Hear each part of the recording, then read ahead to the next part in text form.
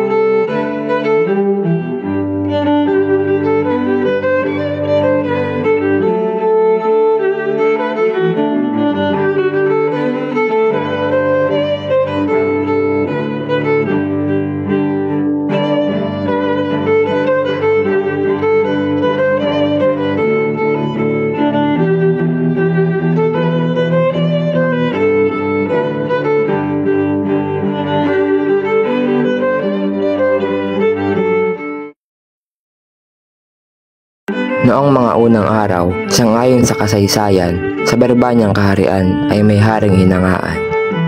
Pangalan ng haring ito ay Mabunying Don Fernando. Sa iba mang reyno, tiniting ng Maginoo. Kabiyak ng puso niya ay si Doña Valeriana. Ganda'y walang pangalawa, sa bait ay uliran pa. Sila ay may 3 anak, 3 bunga ng pagliyag. Binatan at magigilas, sa reyno ay siyang lakas. Si Don Pedro ang panganay, may tindig na pagkainam. Gulang nito ay sinundan ni Don Diegong malumanay. Ang pangatlo ay siyang bunso, si Don Juan na ang puso, sutlang kahit na mapugto, ay puso ring may pagsuyo. Isang gabi, nang mahimbing na natutulog si Don Fernando, panaginipan niyang kanyang bunsong anak na si Don Juan. Di umano, ito ay nililo at pinatay ng 2 tampalasan.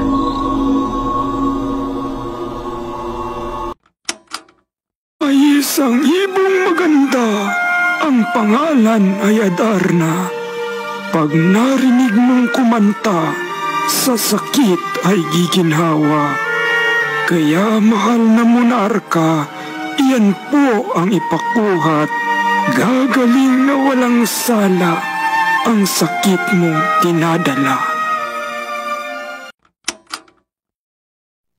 Si Don Pedro ang unang nalakbay sa kabundukan na higit sa 3 buwan bago narating ang bundok Tabor, kung saan makikita ang Piedras Platas, punong tirahan ng ibong Adarna.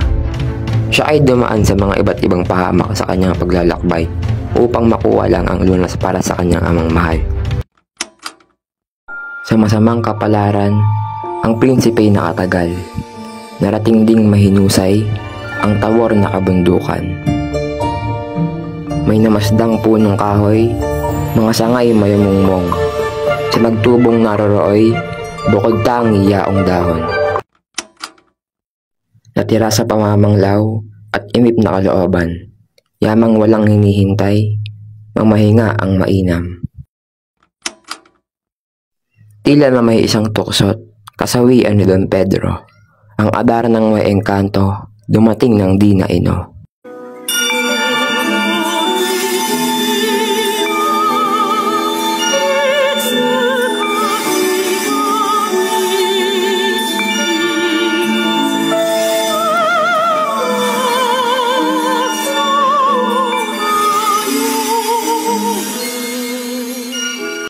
Ugali nitong Adarna, matapos ang kanyang kanta, ang siya'y magbawas muna bago matulog sa sanga. Sa masamang kapalaran, si Don Pedro ay napatakan. Biglang naging batong buhay sa punong kinasandalan. Si Don Diego'y inatasang hanapin ang maparawal. Ang prinsipe di sumuway at noon di nagpaalam. Hindi niya nalalamang siya pala'y nakadatal.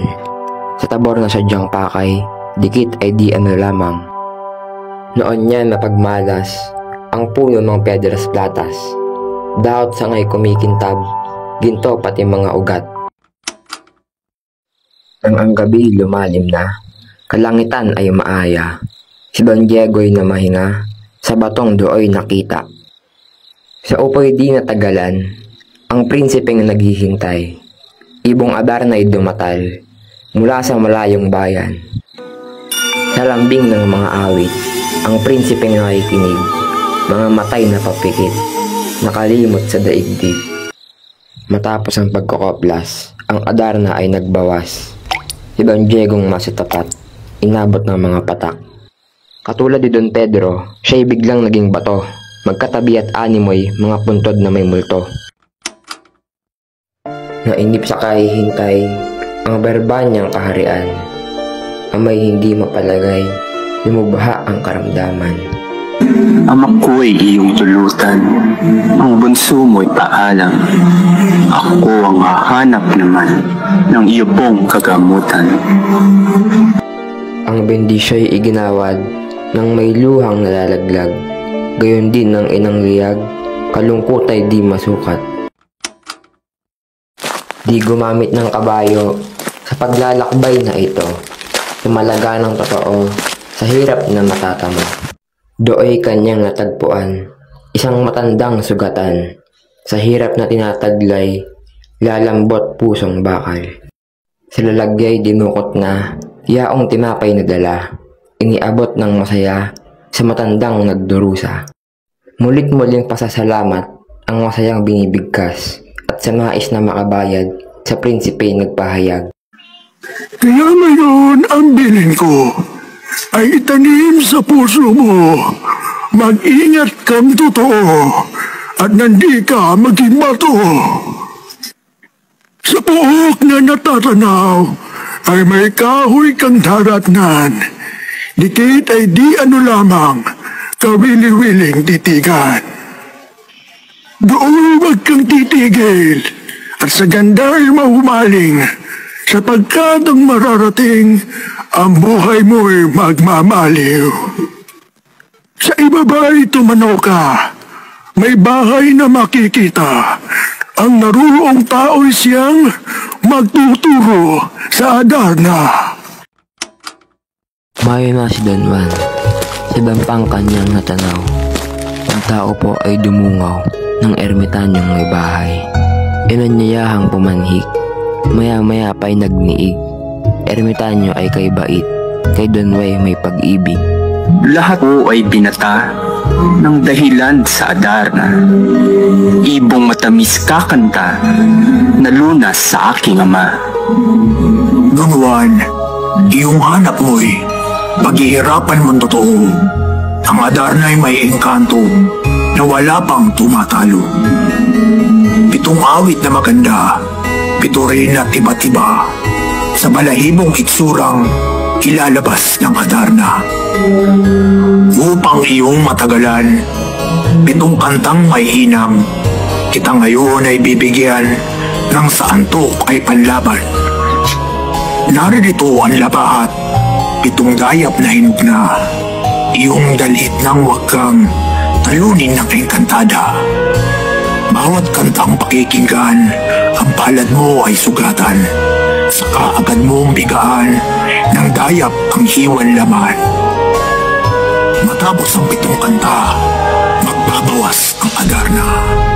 Ilagang mapatakan ka, nang walang isa ay magdusa. Dalhin mo rin itong sintas, pagkaginto ay matingkad. Itali mo pagkahawak sa Adarnang mag-aalpas. Humayo na si Don Juan sa tabor na kabundukan. Nang maagang maabangan, yaong ibong kanyang natakay. Ngunit hindi natagalan sa ganitong paghihintay at kanya nang natanawan, ang Adarna'y dumaratal. Pagkalapag ay naghusay ng kanyang buong katawan. Ang pagkantay sinimulan, tinig ay pinag-inam. Natukso ng matulog, si Don Juan nanunubok. Ang labaha ay dinukot at ang kalat ay binusbos. Damang ngumiti sa balat, pinigaan na ng dayap. Sa hakdi halos maiyak, dugoy bumukal sa sugat. 7 pantay pinagwakas, itong ibong sakdal dilag. 7 rin ang naging sugat, ni Don Juan nagpupuyan. Ang ibon ay nagbawas na, ugali pagtulog niya. Ang prinsipeng nakakita ay umilag kapag daka. Agad niyang sinunggaban, sa paa ay biglang tinangnan. At ginapos ng matibay ng sintas na gintong lantay.